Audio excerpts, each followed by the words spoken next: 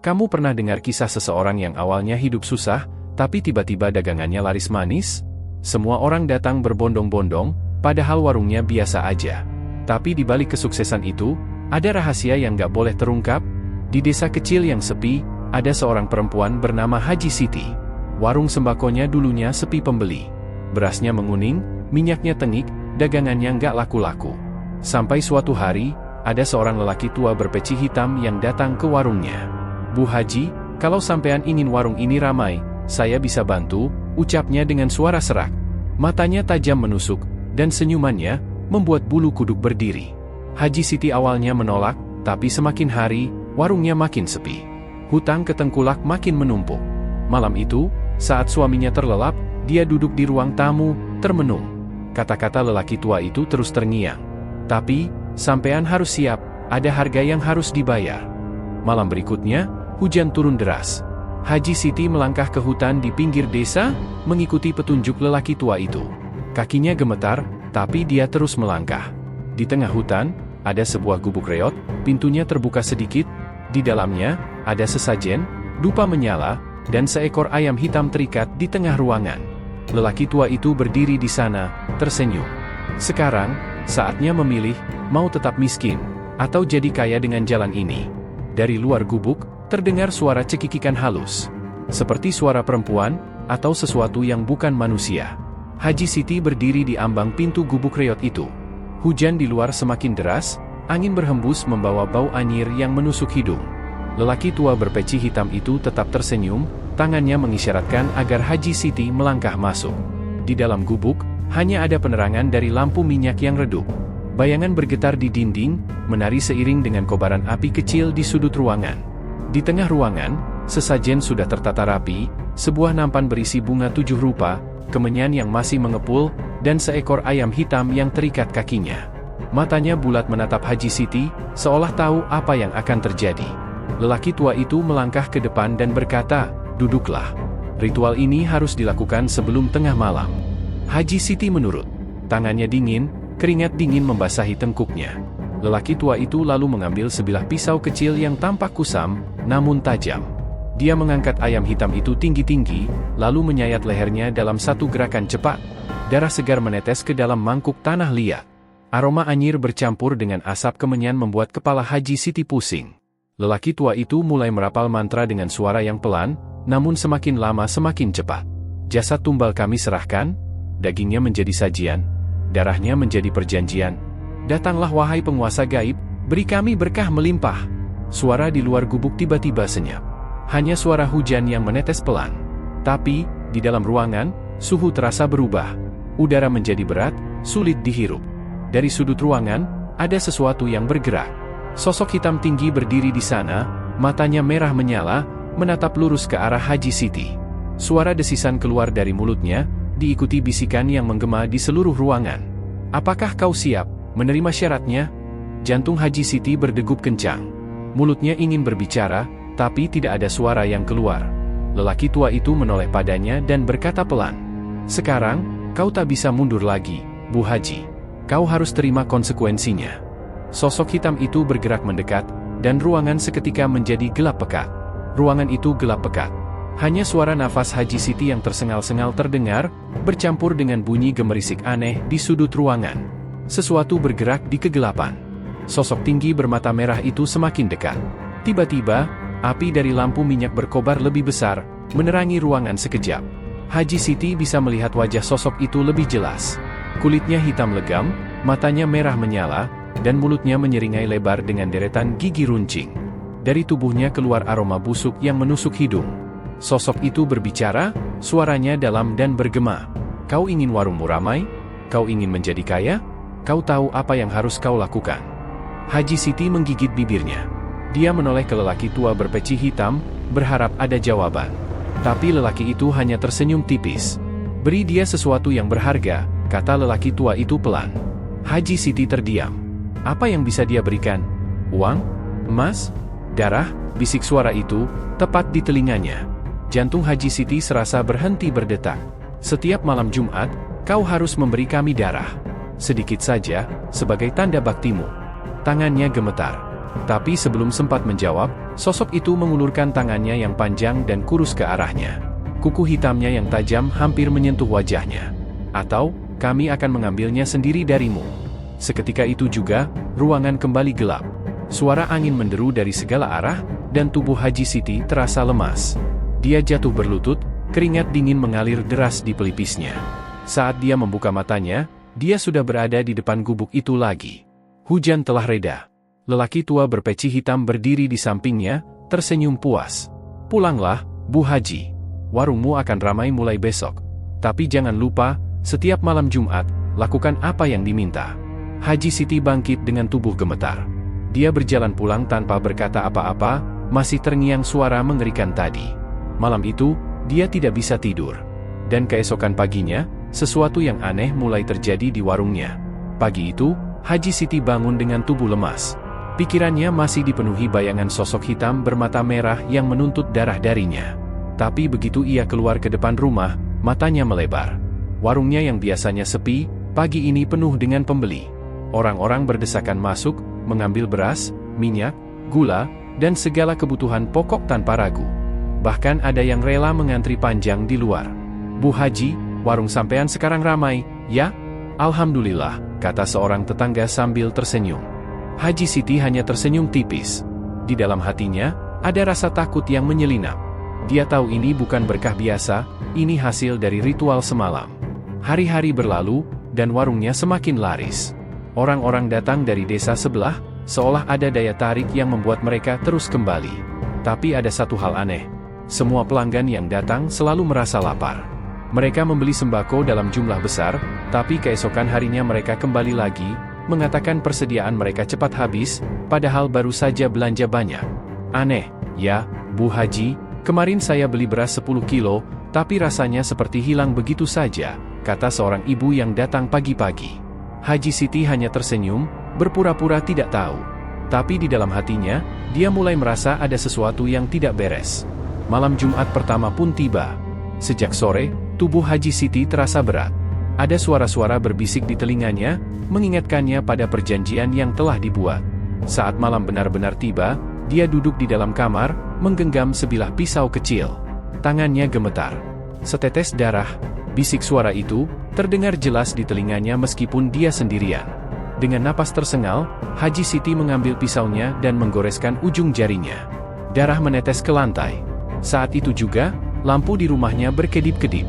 Angin dingin berhembus masuk ke dalam rumah, meskipun jendela dan pintu tertutup rapat. Dari sudut kamar, ada sesuatu yang bergerak, sesuatu yang mengintainya dalam kegelapan.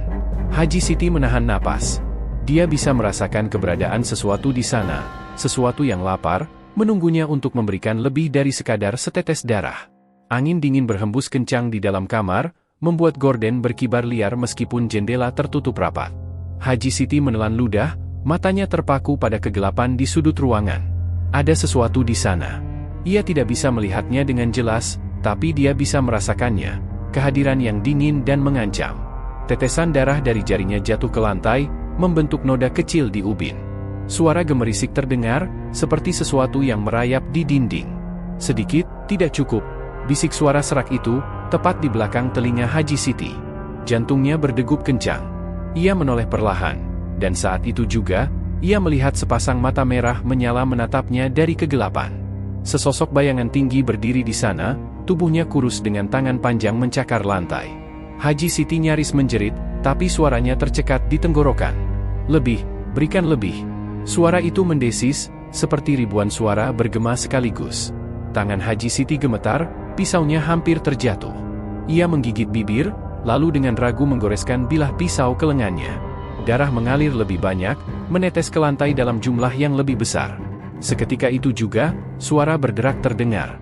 Bayangan hitam itu bergerak cepat ke arah darah yang menetes. Seperti kabut pekat, ia melingkar di lantai, menyerap cairan merah itu perlahan-lahan. Tubuh Haji Siti melemas. Keringat dingin membasahi wajahnya. Lalu, sesuatu yang lebih mengerikan terjadi. Dari dalam kegelapan, muncul tangan lain.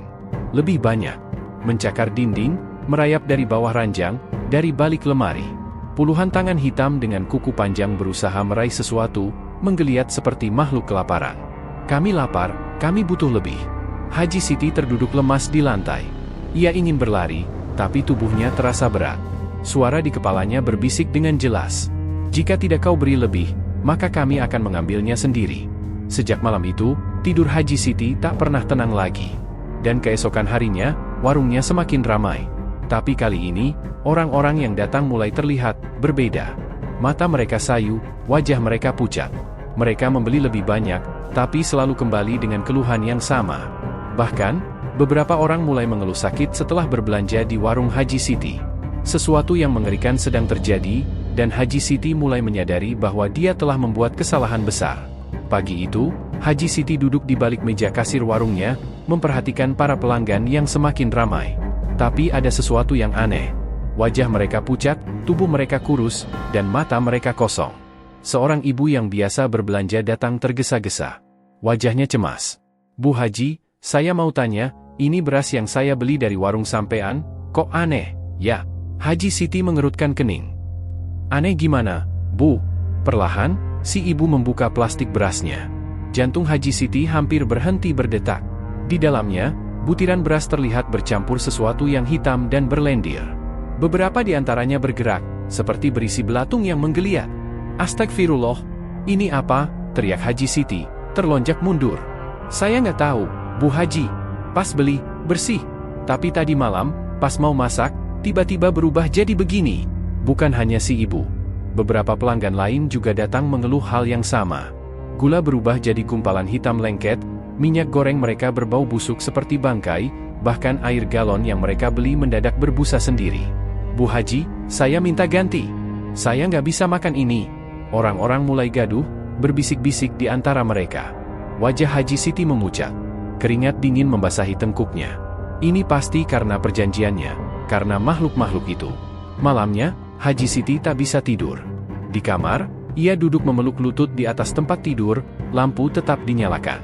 Tapi rasa takut terus menghantuinya. Kriek, suara kayu berderit terdengar dari ruang depan. Seperti ada sesuatu yang merayap di lantai. Haji Siti menahan napas. Perlahan, ia melangkah keluar kamar. Jantungnya berdetak kencang. Saat ia mengintip ke warungnya, bayangannya hampir saja pingsan. Di tengah warung, terlihat sosok-sosok hitam berjongkok, meraup beras dengan tangan kurus mereka yang bercakar panjang. Mereka menyuapkan butiran-butiran itu ke mulut mereka, mengunyah dengan suara menjijikkan. Tapi beras itu berubah, setiap kali menyentuh tangan mereka, butiran-butiran itu membusuk, dipenuhi belatung, dan mengeluarkan lendir hitam yang menetes ke lantai. "Lebih, kami butuh lebih." Salah satu sosok itu mendongak. Matanya merah menyala. Mulutnya berlumuran cairan hitam. Haji Siti mundur selangkah. Lalu, sosok itu menyeringai, dan tiba-tiba muncul tepat di hadapannya. "Jangan coba-coba menghentikan kami, atau kau yang akan kami makan." Haji Siti berteriak. Jeritan Haji Siti menggema di seluruh rumah, tapi suara itu lenyap seolah ditelan kegelapan.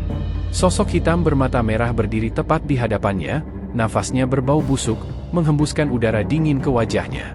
"Kami lapar, Bu Haji, sangat lapar." Makhluk itu meraih tangannya, jemarinya kurus dan keras seperti ranting kering. Haji Siti meronta, tapi cengkeramannya begitu kuat. "Tidak, lepaskan aku." Seketika, makhluk itu menariknya ke tengah warung. Dan di sana, di lantai yang basah oleh cairan hitam, makhluk-makhluk lain sudah menunggu. Mereka duduk bersila, tubuh mereka kurus kering, wajah mereka samar, hanya mata merah mereka yang bersinar dalam gelap. Di antara mereka, ada satu sosok yang lebih besar, lebih menyeramkan. Sosok yang Haji Siti temui di gubuk ritual malam itu. "Darahmu tidak cukup, Haji Siti?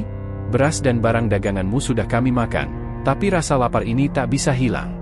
Sosok itu melangkah maju, suaranya bergema di seluruh ruangan. "Kami butuh lebih." Mata Haji Siti melebar. Tubuhnya gemetar hebat. Apa yang kalian inginkan?" Makhluk itu menunduk, mendekatkan wajahnya ke wajah Haji Siti.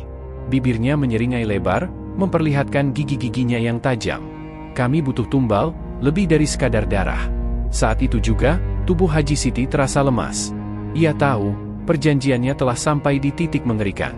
Selama ini, ia hanya memberikan setetes darah, tapi kini, makhluk-makhluk itu menginginkan nyawa.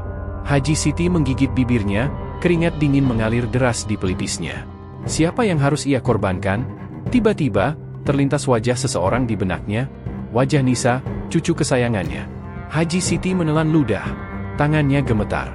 Ia tak mungkin, tapi jika ia menolak, maka makhluk-makhluk itu akan mengambilnya sendiri, dan mungkin nyawanya juga akan melayang. Sementara itu, makhluk-makhluk itu terus bergerak mendekat, mengepungnya, menjulur-julurkan tangan mereka yang kurus, seolah siap merobek tubuhnya kapan saja. Haji Siti harus memilih, tumbalkan orang lain, atau dirinya sendiri? Haji Siti berdiri gemetar di tengah warungnya. Sosok-sosok hitam itu semakin mendekat, mata mereka yang merah menyala menuntut jawaban. Kami butuh tumbal. Suara mereka menggema, menggigilkan tulang. Dalam benaknya, wajah Nisa, cucu kesayangannya, muncul. Hatinya berkecamuk. Bisakah ia benar-benar menyerahkan darah dagingnya sendiri? Tapi kalau tidak, nyawanya yang akan diambil. Haji Siti mulai menangis. Ia menggenggam kepalanya, merasakan tekanan yang luar biasa. Cepat, atau kami akan mengambilnya sendiri. Tiba-tiba, suara lain terdengar dari luar rumah. Bu Haji, Bu Haji. Pintu warung diketuk keras. Suara tetangga terdengar, memanggil-manggil namanya. Makhluk-makhluk itu seketika menoleh, mata mereka menyipit. Haji Siti tersentak. Ini kesempatan. Tanpa berpikir panjang, ia berlari menuju pintu dan membukanya. Cahaya dari luar menerobos masuk, menerangi ruangan yang sebelumnya dipenuhi kegelapan. Beberapa tetangga berdiri di sana dengan wajah penuh keheranan. Bu Haji, kenapa teriak-teriak? Ada apa? Haji Siti tidak bisa menjawab. Saat ia menoleh ke belakang, makhluk-makhluk itu sudah menghilang. Tapi mereka tidak pergi begitu saja. Dari sudut ruangan, sesosok bayangan tinggi berdiri, menatapnya dengan senyum menyeramkan. Jangan pikir kau bisa lari, Haji Siti. Kami akan kembali. Malam itu, Haji Siti tidak bisa tidur. Ia tahu, perjanjiannya belum berakhir. Dan benar saja, seminggu kemudian, warungnya kembali sepi. Pelanggan yang dulu datang berbondong-bondong kini menghilang. Beberapa orang bahkan mulai menghindarinya, menganggap warungnya membawa kesialan. Suatu malam, ia mendengar suara ketukan di pintunya. Tok, tok, tok. Saat ia membuka pintu, tidak ada siapa-siapa. Hanya angin malam yang berhembus dingin. Tapi di ambang pintu, ada sesuatu. Sebuah baskom berisi darah segar. Di dinding, tertulis pesan dalam warna merah pekat. Janjimu belum lunas. Haji Siti menjerit ketakutan. Sejak malam itu, ia tak pernah terlihat lagi di desa. Warungnya terbengkalai, tertutup debu dan jaring laba-laba. Orang-orang hanya bisa berbisik-bisik, bertanya-tanya, apakah ia melarikan diri? Ataukah sesuatu telah membawanya pergi? Tak ada yang tahu. Tapi setiap malam, beberapa warga masih mendengar suara ketukan dan bisikan dari dalam warung kosong itu. Kami lapar, kami butuh lebih.